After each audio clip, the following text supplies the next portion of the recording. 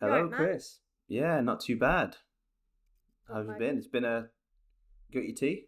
I got my tea. I got my coffee. I've turned Um, my air conditioning off to make sure there's no background sound noise. well, I'm glad you can put your aircon on because in Britain, what I'm looking at right now is meant to be rolling hills in Cornwall, and I can't see it because Oh, because of the mist. yeah, I've heard from family and friends back home. It's very hot at the moment. Too hot to go running. So yeah, Yeah, it's humid, but humid. Yeah, I know up north it is quite hot because I work with somebody who's up north, and they said it's pretty hot. But here, it's just stuffy. yeah.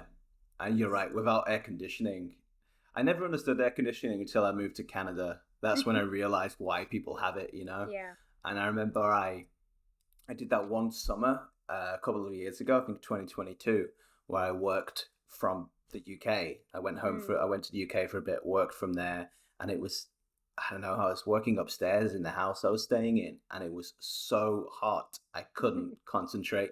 And I was like, man, give me my air conditioning. Now I see why we have it in Canada, so we can actually work and Yeah. not melt. Well, this is the thing. When we do have the heat in Britain, we're not ready for it. Mm. Same with snow. It's But extremes, yeah. It's extremes. Britain can't handle the extremes, yeah. it's been about 2.5 weeks since our first episode. Yeah, Um, yeah, there was a bit of a delay. A few things cropped up, a few accidents here and there, but we're back on track. But I've got a few notes here. Since our episode, the Tories have been voted out. There was an attempt to assassinate Trump, and Biden's quit the election race. that is So insane. in Yeah. like 2.5 weeks. The whole world has shifted But in 2.5 weeks, literally on no, its axis. no wonder I can't see out the window. Like Britain's Mm. just like having a meltdown at the minute. It doesn't know if it wants to be hot. It doesn't know if it wants to be cold. It is Yeah, mental when you think like the world of politics and global yeah. events in the last 10 years. So much has happened, right? You think Mhm. like it's almost like Trump's assassination, what attempt, Trump's assassination attempt wasn't even a big deal. It happened, and then within a few days, we'd moved on to the next subject. If Yeah. at any other time in history, which has happened, presidents have been attempted to be assassinated, that would be the story leading up to the election. That would Uh-huh. be the 6 months of coverage. So, yeah, Well, it's insane. but this just seems like it's been paved over. He's had his Mm. big bandage taken off now. Have you seen it now? It's just a little plaster. Yeah, I'm still not sure if the bullet actually hit his ear It because apparently it was glass that ricocheted off. that's what I heard originally. But then he Yeah. went on to his social media nonsense platform, Truth Social, and Hmm. said and claimed that it was a bullet that hit his ear. Now I'm no ballistics expert, but I Yeah. think if a rifle bullet hit your ear, it would probably take your ear clean off. But I don't Hmm. know what. So yeah, the fact it doesn't look very damaged tells me he's either got the best plastic surgeon in the world or it was just a piece Maybe. of glass. If there's anything that I would say that he might have, it's potentially that. Yeah, the best plastic surgeon in the world. That's a good point. Yeah, that's Yeah. a good point. But now with Biden dropping out, he is now officially the oldest candidate to ever run for president, Trump. So Hmm. um, I feel like who at this point the Democrats haven't really settled on who's going to run. It's looking like Kamala, but we don't know. Yeah. Um, they I should hope just so. hit Trump on that. Just keep saying he's the oldest candidate who ever ran because that's all they did to Biden for the last year. So Yeah. It was tight. Biden should have just he should have called it a quits long time ago. a long time ago. He should have won the election, done say like up to 6 months, and then said, you know what, I'm passing it over Yeah, to Vice President Kamala, and just dealt with it because I really liked her years ago anyway when she was running for presidency herself, mm. if you Before remember. Biden. Yeah, before Biden was in the race. And Yeah, then I think I might be wrong, but I think she quit. I think she dropped out of the pretty early. election. Pretty early. Yeah, Yeah. because I guess Um, at that point there was talk of her running as VP. I imagine For so. There must yeah, have been, behind the scenes. yeah. So it's like if you can get in the office, there's no point wasting time. But we don't know if that is true. But yeah. Yeah. But like you text me, was it yesterday? We were texting when the news broke about Biden, and you said, one power, sort of pair that would be the ultimate for both of us would be Kamala and Michelle Obama. Yeah, that would be a good ticket. But I mean, I don't. Have you seen that? Well, Barack Obama hasn't directly endorsed Kamala yet, so yeah, it's interesting that I wonder if he's just trying to play like, oh, I believe in democracy and I think people should have a choice and a vote. there is that. I think that's part of it. But Yeah, the Michelle Obama would be good, and also AOC would be good choice as well. I think for VP, because she's young, she's got the progressive vote. People like her. The only problem I have is obviously I know the party is left. Happy to hear that we have some change going on that side of the political party in America, because I think it needs a bit of shaking up at this stage. Definitely. But as much as I would love 2 females to run in office, I fear that they wouldn't go that route because I don't know. I feel like if they have that fear of people not being able to connect with 2 females. Exactly. I feel like what's going to happen is if it is Kamala, they'll end up going with, white guy who can appeal to the more Midwestern and Southern state vote. Yeah. Because, someone like the Democratic equivalent to J.D. Vance, the Trump guy, the Trump VP, someone who appeals to like working class white American voters, feels like that's the way they're going to go. But in all the years anyway, we've had 2 guys that, so it's just the flip of the coin. But it's stupid we have to have this conversation about, if 2 women try to run identity. For office. I know, but unfortunately but it's it all does. right when it's on the other side. But I know it's fine for 2 white guys.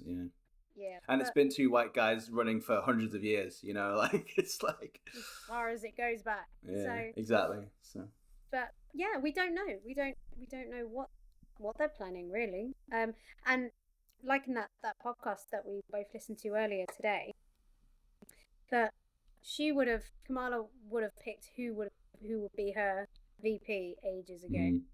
Yeah, probably. Yeah, 100%. So yeah, it's just waiting for the right time to announce it, get the message out there. Yeah, but it's exciting times. It's I'm really curious how. It is. They say, "May you live in interesting times." Mm-hmm. We are living in interesting times. You think about everything that's happened in the last 10 years: Brexit, Trump, and U.S. politics, and this year, it's crazy. There's been one historical moment after another. That's true. Yeah, I remember reading actually this year alone is the highest internationally, is the highest turnout of people going to the polls ever in history. Because you've had the French elections, you've had the Indian elections in general worldwide. You've had the French elections, the Indian elections, all these international elections happening, and it's I guess it's sort of it's really easy for these days for people to say, oh, democracy is pointless, it's dead, and just kind of give up on it. But and that's happening more and more. But it's good to know that it's still alive and well around the world, and it is still a process, and it will always be a process. Yeah. I was having a conversation with somebody before the election here, and there was a few different conversations I've had with a few different people, and the same term kept coming up. Oh, I think it should all go. Just scrap it, throw it all out the window, and let's just start again. So I don't think I'm going to vote.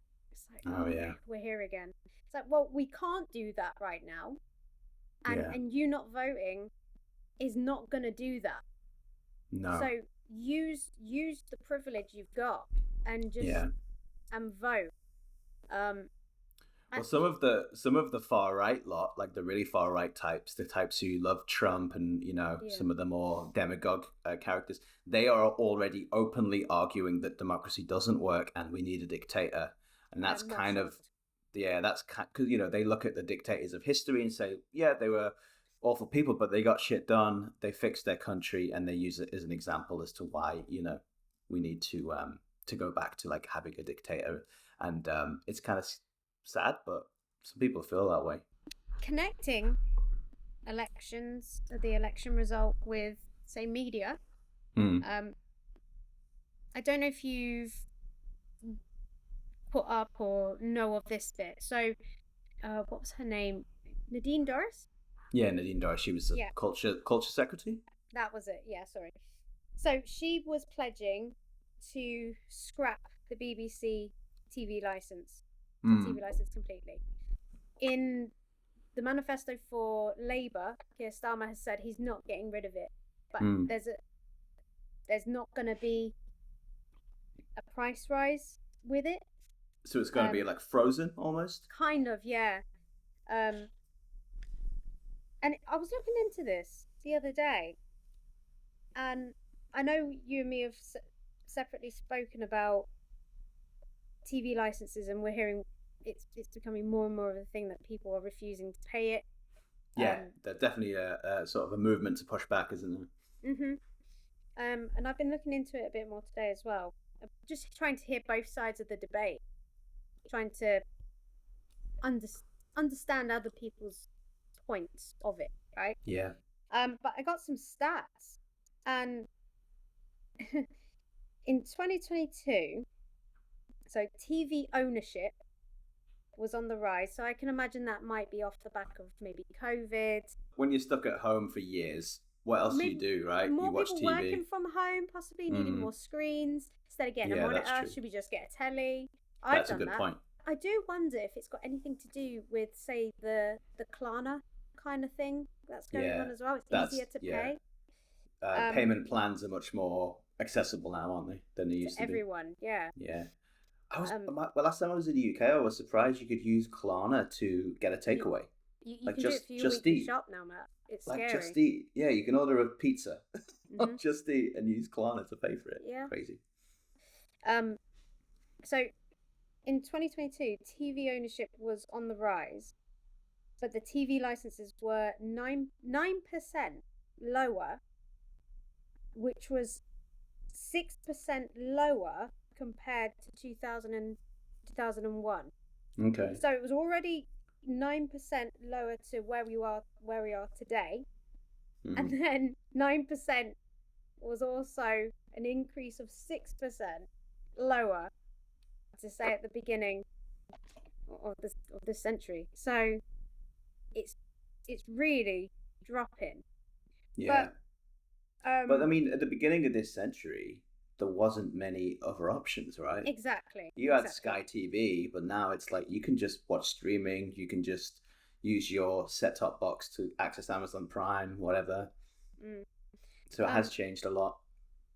So this is where it will change. 2016, you then needed a license to play iPlayer, which is where the rate sort of changes with it all. Yeah. And then obviously it's the government that set the price of the license. But like we've said before, I don't know if people actually realise how much you're getting for your license, what you're getting back. And I was listening to some debates today, and some people I may not realise, I'm not saying everyone is aware, but they may not realise your local radio stations, a lot of them are run under the umbrella of the BBC. Yeah. So your local news, your local sort of investigation team for your radio, your local newscast. We've got the dramas and stuff. So it gets to the point where if there is going to come a point where the BBC are going to have to drop something major. So and each one they've already dropped the nature division, right? Making the nature documentaries have been outsourced, I believe, to another production company is going to be handling that stuff. Yeah. Some people are arguing with, I'm paying X amount and I only watch, say, 2 or 3 shows in a year. So why should I have to pay the full amount? However, I get that. I also think tastes can change. You might want to find something new to watch. Yeah. Like we've spoken about before, and you said, I completely agree with you. Glastonbury, you've got full access to watch the whole thing. Olympics, we've just had the Euros, football Euros. You can pretty much, you're almost covered by the majority of sports. Obviously, they don't do Formula One and stuff like that, and not every single match of football is covered by BBC because that's a bit of a monopoly. But there is a lot. I'm not in disagreement that something may not have to change at some point with the structure of it. But then if you compare what you're paying a year against the other streaming sites, I feel you're getting a lot for your money. And I just don't understand. Like, I mean, I didn't realise that Doctor Who, obviously we spoke about that in the first episode. Yeah. You can pay to watch that per episode on another site. Yeah. And I just think, well, you're clearly, if you're a fan, help fund it. Exactly. I'm talking about people that do have a disposable income that are able to afford this. I'm not saying exactly if you can't, then don't. But yeah, I didn't realize you could do that. Yeah, that's a good point. I feel like I think I mentioned to you that, you know, if you look at just the last few months of you know, the summer, British summer, you've got huge events happening. You've got the BBC are providing coverage in the space of a few months for Glastonbury, and covering every single act, every stage, every stage for the full event. You got them covering the election night and all the coverage they provided around that, you know, and then you've got Wimbledon, full 2-week coverage, every court, every match, and then you've got the Olympics coming up as well, the Summer Olympics, all provided full coverage from the Beeb. But to your point you made earlier, I think a huge part of it is local radio, because in small communities, like, why would stations that are trying to make money, why would they bother covering small communities? Because, you know, there's not much money to be made in that, right? Local advertising and stuff. Whereas the BBC, they have it's kind of like how, like, the post office have an obligation to provide a service where even up in the smallest, most rural areas of Scotland, they have to be able to guarantee that they can provide letters to be delivered to those areas. It's a similar sort of thing, right? It's like they have to serve every community. They do, yeah. And that's why they're good. That's the value in it. Off the back of your smaller news outlets, huge people have come out with that. And one example I wanted to talk about was actually Jill Dando. So she worked her way up the ranks, and if they hadn't have been there for talented journalists to work their way up, no one's just going to walk into Broadcasting Corporation and just have a career like that. So she worked, BBC Radio Devon, Southwest. She then worked for Spotlight in Plymouth, and then look how big Look North is as well. So BBC Look North, and just your local weather reports and stuff like that. That's a great point. I know we can go online now, but it is different. Some people do like to just put it on. That's a great point. I feel like, that's something that's overlooked as well, is the training courses, the training they offer, the fact that they offer, you know, not to get too woke, but they offer really good, like, diversity programs. I know the BBC in London, for example, they specifically hire and train people to work in TV and in news from really underprivileged backgrounds. Not just talking racially here. I mean, like, because there's always been a problem in British media where it's represented by the elite class, the Yeah. middle class, the upper class. Hmm. Whereas the BBC, because they're not doing it for profit, they are a government sponsored run thing. Yeah, they have to actually engage in those kind of programs, and it means you get more working class voices coming into the industry. Yeah. So yeah, there's definitely something to be said for that as well. They have a lot of competitions for BBC Sounds, almost like audiobooks, audio stories, poetry. It Mm. really is a way for people to get their foot in the door as well. They have them Mm. quite a lot. So the main issue people have with it is that if you don't pay it, then you're you could be sent to prison Does or that have a happen? heft. Does that really happen? Apparently there are, but I that's one stat I didn't manage to get, but Mm. or have a hefty fine. But my gut feeling is, with how crowded the prisons are Mm. you really gonna shove Bob at number 13 down the road in a prison where you need to stick somebody else in who's gone and murdered somebody? Yeah. But well, I'll have a look at stats for that. But That's the thing. It's one of those. I always felt like it was more of a scare tactic because the adverts were mm, always about them like listening to you and trying to monitor you and stuff, and then they might catch you if you haven't paid your TV license. But it always felt like there wasn't really a bunch of FBI agents outside your house, checking to make sure that you're paying your TV license. It was more just like, we do have some government backing, so we're going to try and scare people into thinking they're going to end up in prison. But I don't know of anyone who's ever gone to prison for not paying a TV license. I remember he used to say it to us at university. They'd be like, yeah, um, yeah, at university, they'd be like, because I was in halls yeah. at Chislehurst. Hmm. They'd say like, "Oh, you have to pay your license fee here. If you don't pay it here, we'll have inspectors come to make sure I that you're remember not." that. Yeah, I was like, "Come on, guys."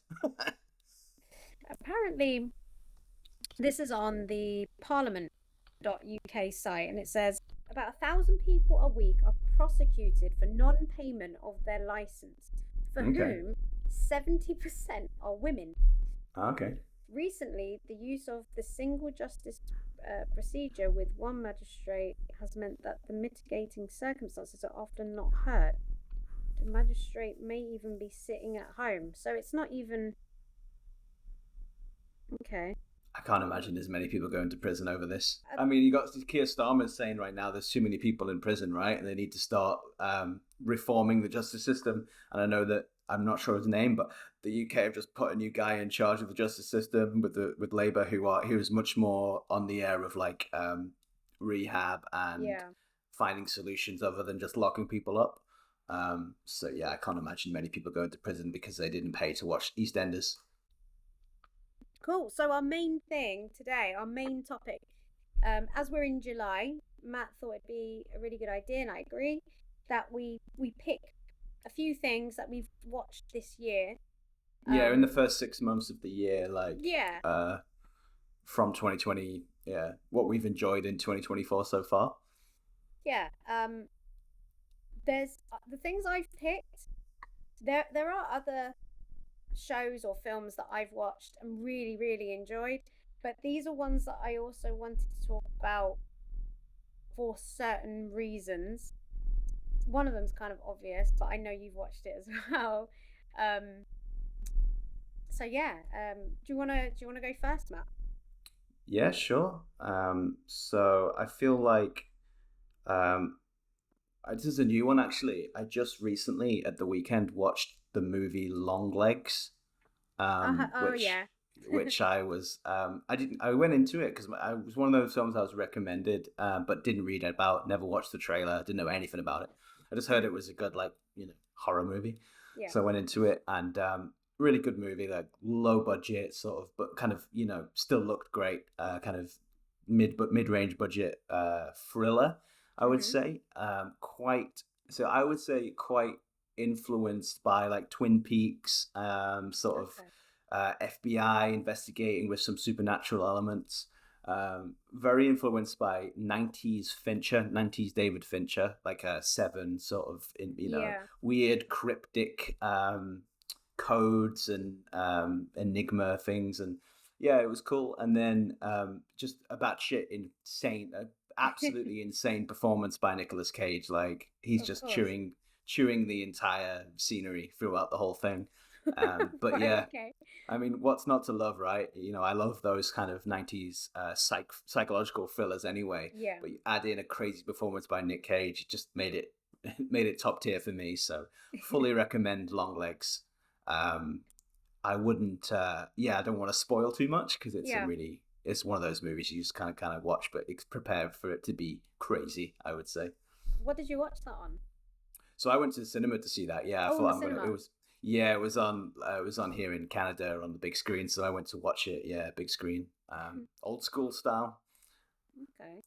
Um, have you? I haven't seen it, but have you seen? I'm sure it was Nick Cage that did. Was it Pig? Yeah, I've seen Pig. Yeah, I think you I sent me think the I sent it original to you, trailer for that. and Yeah, I still when it haven't first. seen it. No, it's a good movie. Yeah, I need to It's check that out. that's a very he's just what thing I love about Nick Cage is he's just the most bold of actors. Yeah. Like watching I mean, Pig is a really interesting film. Okay. I think he said recently that's the film he wants people to most see of his. Like he's most proud of Really? Pig. Yeah, he's really happy. He's really proud of that film. But I mean, he's very prolific for a start, right? He puts out so many movies a year. It's always surprising how much he works. But the boldness of him, for example, in Long Legs, I almost wonder if the director was just sitting there like, that's what you're doing? Okay, then, and had no say at all in the performance, Very improv. because yeah, I Okay. don't know, but I feel like Nick Cage, he doesn't give a shit what anyone thinks. And Hmm. I think as an actor, that's probably the most, if you can just not care what people think and just go for it and do a Yeah. crazy performance like that, it's to me that's like the most impactful stuff, right? Because you're watching it like, whoa, this guy really doesn't care. He's just doing his thing, you know? Well, So yeah, it's a bit like it sounds to me, and it feels like he's reached a point in his career where he's picking the projects based on I've been sent this script. Yeah, this completely. I like this. I will do this. Yeah. I will do this film or this show or whatever. It's a bit like Sigourney Weaver. Mm. She's reached a point now where she will be sent obviously thousands of scripts, God knows how many, but she also did like this. She did this film for somebody very low budget, and it only went on YouTube. But she loved the script. Wow. I That's I'll awesome. I'll send it. I'll find it and I'll send it to you. But if you, that's pure love for the art. You know. Yeah, just doing it for the script. You like this. You want to tell that story, right? That's Yeah, and somebody has reached out to Sigourney Weaver being ballsy, and And she said, yeah, that's yeah, cool. But yeah, that's my wholehearted first recommendation would be Long Legs. If you enjoy any kind of psychological thriller, it's pretty scary. It's a good horror movie. But yeah, it's just a very fun ride as well. So, funnily enough, we've spoken about the BBC, but this wasn't picked because of us talking about the BBC. Um, it's called Am I Being Unreasonable? And it's by Daisy May Cooper. Oh yeah, yeah. You can watch it on other platforms, I'm pretty sure. But it is, if you know Daisy May Cooper, she broke into the industry mainly from a show called This Country. It was a mockumentary of her and her cousin, who's actually her real life brother, somewhere in the southwest.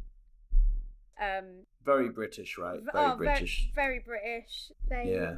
They don't work. They live in this little village. Nothing happens, but they pretty much make their own drama going off. But it's really really funny.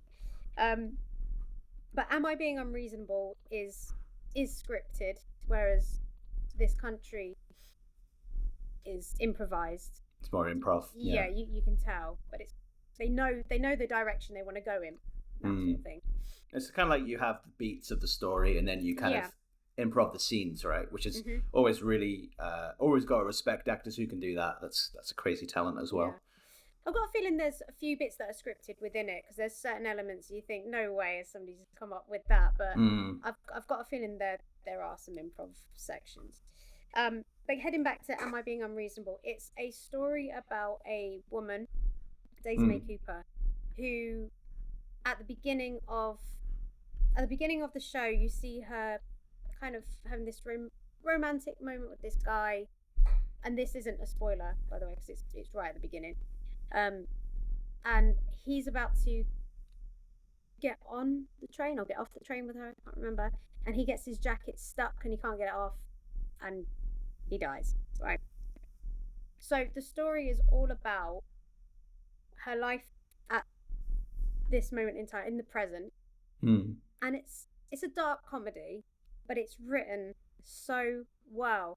It literally takes you from 1 minute you are peeing yourself laughing to the next minute actually feeling sick, thinking, what the hell did I just watch? So if you can write something that goes from this peak to it dips all the way down and then straight up again, you're an incredible writer. Nailing that tonal shift, right? It's very difficult. Yeah. And just the way the characters are written are so good. I spoke to somebody else who watched this recently, and I said, you know what, I'm dying to watch it again. And she goes, no, don't. I think if you watch it again, it will actually ruin that feeling of that first time, because there is a big twist at the end. Okay, yeah. I know so it is still it's a dark comedy, but there is a bit of a psychological thriller element to it. There's a psychological part. It depends how you're viewing it. But there is definitely a psychological element, and I highly recommend it. But yeah, Daisy May Cooper, brilliant writer. Yeah. You'd say it's quite grounded in reality, quite realistic characters and that kind of thing. Yeah, very. Because that's kind of her thing, right? Yeah, she writes characters that are either, salt of the earth, that kind of relatable, relatable, British. But she can also write characters that are quite elite as well. She can switch it up. Definitely check it out. I'd love to know what you think. I think it's not even that long. It might be about 6 episodes, 45 minutes to an hour, maybe. That sounds great. Maybe we'll include a link to the trailer for these in the description. Yeah. And it had, actually, I got some stats for this one. So 88% on Rotten Tomatoes from the top critics and 80% from audience. So nice. It's quite high up for both. It's quite high rating, because nowadays it's either really high in one end or really low on the other. So I think you'd really enjoy it, Matt. I really do. Sounds great to me. Okay, I'll go with my next pick from the year so far. I don't know if you watched the show Free Body Problem on Netflix. I haven't, but it has been recommended to me by somebody else. Yeah, so it's based on kind of an epic series of novels from China, from a Chinese author. Very sort of existential, hard science fiction. The novels about they take place over 1,000 years, over the centuries. The main story does. So adapting it was, I don't know, always seemed like kind of daunting. It's a lot to fit into a show or a movie. I know that there's a Chinese adaptation as well, but I'm talking about the actual American Netflix adaptation. So yeah, it came out at the beginning of the year, maybe a few months into the year, and it was I thought it was a very interesting show. Bit rough around the edges in some places, but I think I always, as someone who's a fan of screenwriting, like we discussed just before, I'm always admire ambition, and the fact that they even came up with solutions and ways to adapt this epic story. Obviously, had to change quite a lot. They changed the characters and all this stuff. They changed the settings, and they kind of brought it into more of a linear, not real time, but a linear, more compressed narrative, and changed a bunch of things to make it work more as a TV drama. I think what they did change was really well done. And it just tells a really epic story. The first season ends on a great note, setting up the second season. So I'm excited to see where it goes. Okay. But yeah, if you like hardcore science fiction, like with big ideas, like huge ideas, we're talking like you know, the singularity and the future of the human species and all this stuff, and AI and artificial worlds, Matrix style. It's got everything. And yeah, I'm really impressed by the writing and how they managed to get those ideas into a mainstream Netflix show that anyone can watch. You know? That sounds really good. Um, Yeah, yeah, no, it's what I have been told before as well, and yeah. I'm desperate to watch it. Definitely Um, check that one out. yeah, that's on my list. What was that on Amazon? That one. Netflix, yeah, it's a Netflix Netflix. original. It's Oh, from the writers of Game of Thrones, the two writers who oh, led okay.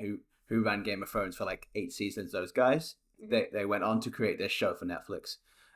From one ridiculously ambitious book series to That's what I was another. about to say. Yeah. It's obviously what they Well, like to do. I think the key word here, Matt, was huge ideas. Yeah, Key exactly. words. Sorry. Um, Yeah. yeah. Do you know, I didn't, sorry, a bit off topic, but on topic. I forget how many years ago Game of Thrones actually came out. Mm. Like, I I think remember, yeah, we were at uni. yeah, I think the first season came out when we were still in university. Yeah, we were not even, maybe second year. Yeah, it was Um, 2011. yeah, so it's crazy. And how big it still is. Yeah, it's still popular, and obviously there's the new spin-off show, which is Mhm. actually on my list, House of the Ah, Dragon. okay. I love it. I love it. So yeah, that's another one I've definitely been watching this year that I've been really enjoying. So Oh, I'm looking forward to um, watching that. The other one that I was going to talk about, it's yeah, not, it's Boiling Point. Um, yes. I can't remember where I actually watched it. So you're talking. So Boiling Point. Are you talking about the feature film or the short film The short. or I've the only seen short the film? short. Yeah. Oh, okay, okay, Yeah, I've only seen the short, which was maybe under half an hour. okay. I think I'm pretty sure it's under half an hour. 20-25 minutes, something like Yeah, that. something like that. And But it's a one take, right? The short is a yeah, one that's take. why I wanted to Yeah, talk about it because it's just one continuous shot yeah, in a commercial kitchen. yeah. Um, they're on a, I think it's like Christmas time, so the turnover's high. Everyone has to, you know, put 110% into the shift to do the Mm. covers. And the head chef, he's got his name on the door, his whole reputation. Stephen Graham, right? Stephen Graham, yeah, Yeah, incredible actor. Um, amazing. Yeah, he clearly has an issue with um, potentially alcohol, which is quite obvious from the beginning, because he's always got this like sports bottle. Um, but the fact that they did that whole thing in one shot was just. I know there have been other films and other shows that have done the technique. yeah. You know how much I love a one take. Children of Men is like my all-time favorite Sure. movie, right? Yeah, And that's yeah. that's the same sort of thing, right? Alfonso Cuarón doing his Mhm. long 15-20 minute takes. I love it, and you Same. definitely need to watch the feature because the feature is also one take for 90 minutes. No, I know, and Yeah, I I want mean, let's say one take. I'm sure there's some hidden cuts in there. crashing in somebody's back. Usually it's like, the camera goes like this and you sort of there's a dark area in the corner or something, and then you Mhm. can you hides a little cut. Well, They do it in The Bear as well, another kitchen drama. They have an episode of that which is like one take. It's one take, and it's the same thing. You can tell they've hidden a few little cuts in there. one of my favorite films of all time as well is Rope, Alfred Hitchcock. Oh yeah. Again, each scene I believe is one take.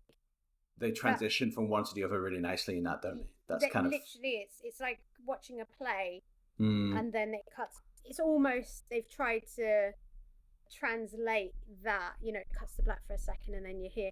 But it's. Have you seen it? Have you seen Rope? rope. Yeah. Seen Yeah. Rope. Cool. Yeah, I need to have another rewatch of that. I just think it's brilliant. Yeah. Um, Back to Boiling Point. So Hmm. the interesting thing, we talked last week a little bit how constraints and situations can make good More art. creative. Yeah. Yeah. The reason why they made a feature film of I was listening to behind the scenes around about time it came out, because I've seen the feature film. I haven't Yeah. seen the short film, but I've seen the feature film. And they talked about how they made this short. They were really happy with it. They always wanted to do a feature, and it was really COVID hitting that made them be able to There do you the go. film, Yeah. because COVID hit. All the restaurants in London were shut down at that Hmm. time, so they were able to get in and film for a whole week Close without set. having a Yeah. closed set for a whole week without having to work around the actual kitchen operating. Oh, that's incredible. um, so yeah, COVID actually was why they were able to do that. And yeah, it's insane. Like, you talked about it being like a play. They rehearsed it like a play, but Hmm. you've got to think about that style of filmmaking. It's like a play in terms of what the actors are doing and Yeah. blocking, but you've got the additional complexity of the camera, the sound has to also move with With it. the performers. Yeah. So everything has to be rehearsed. I'm pretty sure they rehearsed for about, when we're reading about, rehearsed for a few months before they actually, Like a theatre everyone show. doing like a Yeah. theatre show. Might have been Yeah. as much as 3 or 6 months to rehearse. And then they only had a week to shoot it. That's how long they had the restaurant for. So they did like full length takes to get that film.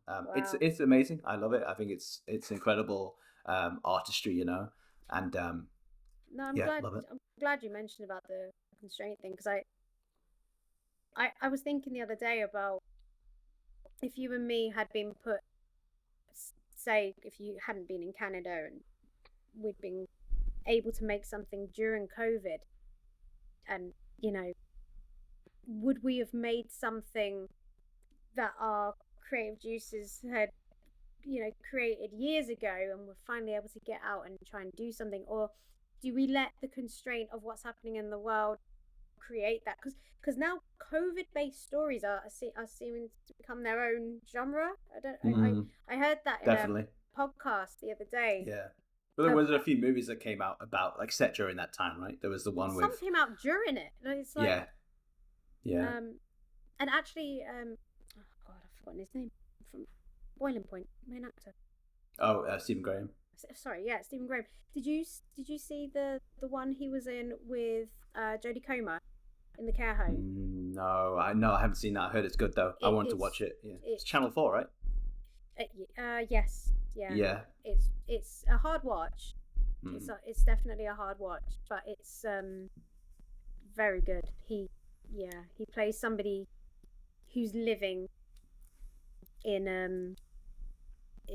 sort of assisted living Assisted place, living, yeah. and it's during COVID time, and Okay. it's very difficult because obviously even staff get sick. So Yeah. yes, difficult watch, but it's up there as some of the best acting I think I've ever seen. Stephen Yeah. Graham is incredible. This is Yeah. England. He's And Jodie Comer. incredible.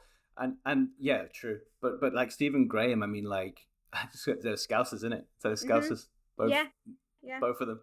But yeah, again, both of those actors from Liverpool, very humble roots. Hmm. Stephen Graham, I used to go to college in Liverpool. I'm from the north of England, and some of my people I went to college with would see him on the bus, and he'd be taking the bus at a time when his career was already. This is after This Is England, and he's taking the Hmm. bus around. Like, this guy was already a known actor and just completely humble and a nice guy, from what I've heard. People chat to him and stuff. He played, played football with the local teams and stuff like that. But yeah, he's an example of one of those actors who remained humble. And this guy is being hired by Martin Scorsese. He's in Insane, yeah. Boardwalk Empire and the Irishman, right? He's in these huge Scorsese films, working with one of the greatest directors of all He's getting the time. 11 bus. Yeah, exactly. It's great. I love it. It's like he's a great That's good though. Stay humble. yeah. Because it seems I don't Knows his obviously- roots, right? Yeah, don't forget your roots. But do you know, it's funny thinking back to uni and stuff, how some people even were not humble even then when they just got their foot in the door in the industry. Yeah. I'm going to quote something here from somebody from way back, and bear in mind we'd either just just left or just leaving, and we asked them what you're working on now, what show or what project. Because by this point we were all doing quite well with projects, and they didn't tell us. They just went, oh, have a look at my IMDb page. That's not humble. That's not. When you're 22 years old and you just got out of uni, there's no need for that, is there? No. And he probably had like 4 credits on his IMDb page. I never forgot that. I've never forgotten that. That's funny. Like, okay, I'm gonna walk away here. I'm gonna get back to my project. Yeah. That I'm being paid for. It might be on IMDb for you, but we don't know if you know. Ugh. Yeah. Hashtag stay humble. So yeah, what was the second one for you?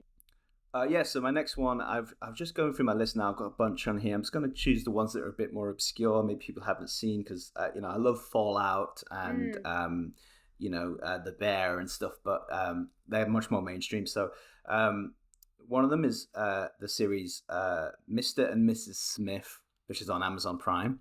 I don't know if you watched it. So it's a remake of the Brangelina.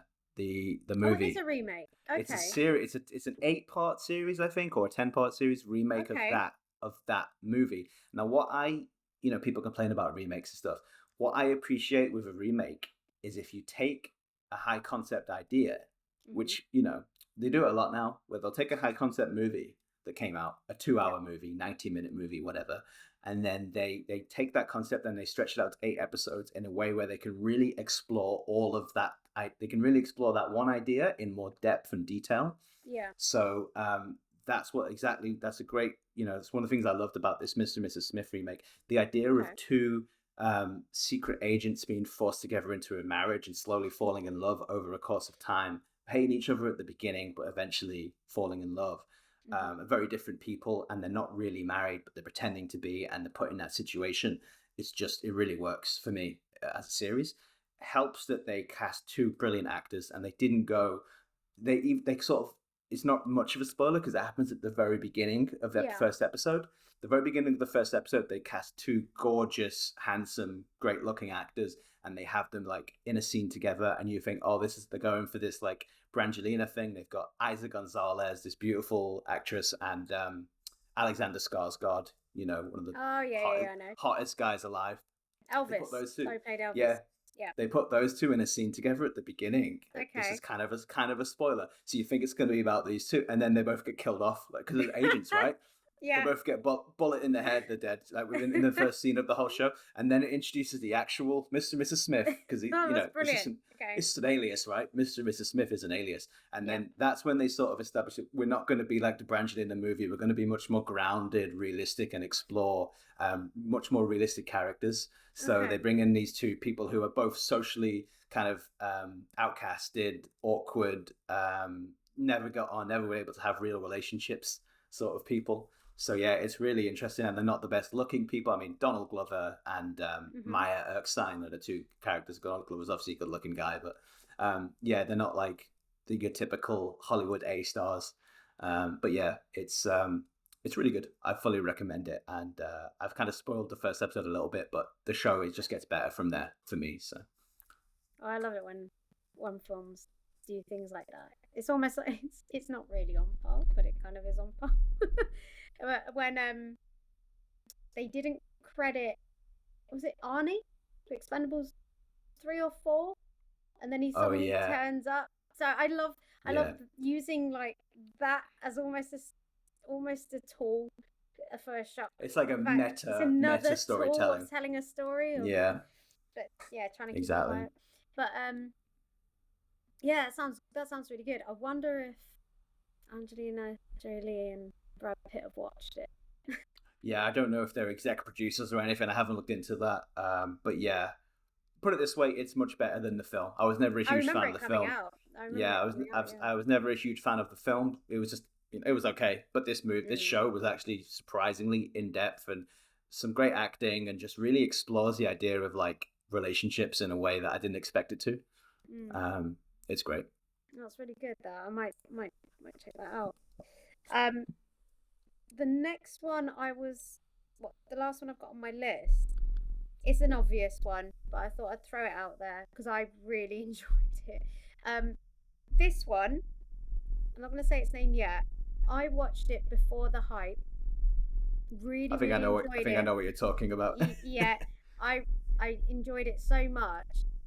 I remember sitting there thinking for days after, going, "Why is nobody else watching this?" And I remember whilst I was watching it, I remember texting you saying, "You need to watch this show. The writing is incredible." And then, like a week later, suddenly I'm at work and I get all these messages on our Teams chat going, "Oh my god, has anyone watched Baby Reindeer?" It's like, yes, I watched it about a week ago. Why is it taking everyone so long? I think I watched it maybe a week after you watched it. You told me to watch it. I watched it because you recommended it, and I thought it was great. Cool. I watched it at that time, so yeah, I thought it was amazing and like a really interesting exploration of like abuse and gaslighting and manipulation. Yeah, very relevant to modern discussions about abuse and things like that. So yeah, I just thought it was so well written. Each episode took you on a different path of one, his story, obviously, and then once you finished it, luckily I finished it. I don't know if you watched it during the time when there was all the hype in the media about it, or no, had you I watched finished it just before it all kicked off. Good. Yeah, Okay. that stuff came out after. Yeah. Yeah. I'm glad I watched it when I did, because I think had I watched it during the hype, maybe I'd have a different. You'd be thinking other points you've heard. Yeah. Oh, did he take advantage of Martha there for the messages? Did they really do duty of care? Could they have hidden the messages and been a bit more cryptic? Maybe. Exactly. Maybe. I don't think we'll ever really know how easy it actually was to find her. Maybe it was really easy. I haven't tried to do it, but going by the way that she is, it seems like it's quite easy. But then again, you're talking about the real Martha. The real Martha. The real Martha, and how like Piers Morgan tracked her down and had her on and stuff like that. Yeah. Yeah, it wasn't even Piers Morgan. It was some other journalist who said it. Okay. But not just other journalists. I think just people, the public, just did a search of the messages Internet and found sleuths. them. Yeah. So that is a question of, you can be as creative as you want, but yeah, there is an element of duty of care that does need to happen. Clearly, there is something going on mentally there. So yeah, on both you've got sides. to respect Richard Gadd as well for kind of putting himself out there with this very 100%. Very raw, personal, autobiographical story about things that a lot of people would lock away and never want to confront, right? And I think he's mentioned before, and I've heard there's some other writers, it's sort of therapy to get it out there, but very bold, really, to take that story, the very personal story, and adapt it. But I'm glad he had success from it. I'm glad it did well. I think as a guy as well. Yeah, to have exactly. A story like this. Yeah, and it's really cool how you think it's about one thing, but then by the time you get to the 7 or 8, whatever episode it is, where it really explores the abuse stuff, it becomes something else, and you realize that there's a lot more going on. It's not just about this. It's not just about Martha. I really like that. Yeah, no, it wasn't. But I enjoyed the journey. The journey, and completely. And the other reason I wanted to mention Baby Reindeer is because I enjoyed the journey without the hype. I do really love being part of a hype of a show, and like having that, staying up with the Joneses, keeping up with what's going on in pop culture and stuff. It's really good to be doing that and say, oh, did you catch last night's episode? I'm up to episode 6 now, blah blah blah. And being able to have that content banked, of all those hours to chat about. But I really enjoyed just watching something and just enjoying it for what it is. And then it just became a hype. It did, definitely. It became bigger than, for sure. This is kind of going back to what I touched on this country earlier. Mm, Again, write about what you know, and I think that's mm, why this country did so well. mm, Um, Daisy May Cooper and her brother, who wrote mm. the show together, wrote about their experiences growing up in quite a poor southwestern village, and it's so yeah that there is 100% truth in that. It Always grounds it, like, right? yeah, It it grounds does, it. That grounds it in reality, you know. definitely. Um, So in terms of my next pick, quickly, I really liked FX's Shogun. I think I recommended this to you a while back. you have, and I've been meaning to pick that one up because Yeah, I saw it advertised. Disney Plus, Disney Plus picked it. Yeah, I think they've got yeah. it. They carry it. Um, Yeah. and I didn't have access to Disney Plus for quite a while. And then we've recently got it again. So Okay, cool. we went through a stage where we just picked and chose different platforms, and we've got Disney Plus. So I'm gonna do a bit of a binge on that one. Yeah, definitely watch Shogun. It's so well produced. It's gorgeous in how it's shot. Blows my mind that it was all filmed in Vancouver because Really? it's all set in feudal era Japan, and they just, I was watching some of the behind the scenes stuff, and everyone from the costume, the hair department to the incredible set guys who literally built giant palaces and stuff in Vancouver. The production values are crazy. It's like Game of Thrones, but set in feudal Japan in terms of the scale. But yeah, it looks great. Great cinematography. Just can't say enough good things about it. Really good storytelling and a fantastic performance from Anna Sawai, All right. who's kind of appeared the last few years as she's a Japanese actress, Japanese American actress. And I've seen her in a few things, and she's always great. But yeah, this really cemented her for me as a great actress. And it's kind of, you'll see if you watch it, it's her story. It's kind of the whole thing is her story, and she's great in it. And she just got nominated for an Emmy, so I'm really happy about that. I was hoping Yeah. she would. Yeah, Um. well recommended. Yeah. No, I'm gonna start watching that. Like I mentioned, because I've got Disney Plus again. Um. Don't think I. No, I haven't written any more down. Um. Oh, it's got sorry, back to Shogun. It's got Hiroyuki Sanada in it as well. Obviously, super legendary Japanese actor who is brilliant. There's a lot of really good content out there now. I mean, there always has been. Just feels like an abundance now. Like I was going through my list then, and there's like 20 shows and movies I want to talk about, but we haven't got time on this podcast. It's just I know. I tried to choose the ones that kind of I guess stuck out to me. But there's so much, yeah, so much content. Actually, one that I did want to just mention. It's not that I've watched it this year, but we've watched it a few times, and Mm. we've spoken about the actress already. Jodie Comer in Killing Eve. Killing Eve, yeah, Just Killing Eve. one of your favorite shows, right? It's brilliant. I just Yeah. thought it was so good.